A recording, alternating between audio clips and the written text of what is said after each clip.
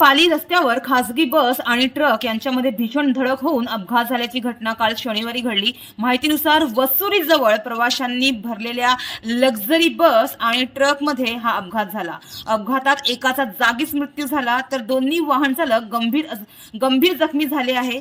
जखमींवर विक्रमगड रुग्णालयात उपचार सुरू आहे। माहितीनुसार लक्झरी बस ओव्हरटेक करत असताना समोरून येणाऱ्या ट्रकला ती धडकल्याने हा भीषण अपघात झाल्याची माहिती मिळाली आहे। मात्र एकीकडे विक्रमगड जव्हार पाली हे रस्ते अरुंद असल्याने देखील असे अपघात घडत आहेत।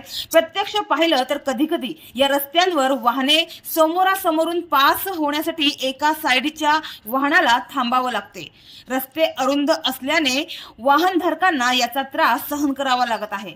तर दुसरीकडे बेपरवाही वाहनधारकांचा निष्काळजीपणा, भरधाव वाहने चालवणे, वेगावर नियंत्रण न ठेवणे हे सुद्धा एक अपघाताचं कारण आहे। गाडीच्या वेगावर नियंत्रण न ठेवता आल्याने गाडीवरचा ताबा सुटून अपघात होणे हे अपघातामागचे सर्वात प्रमुख कारण आहे।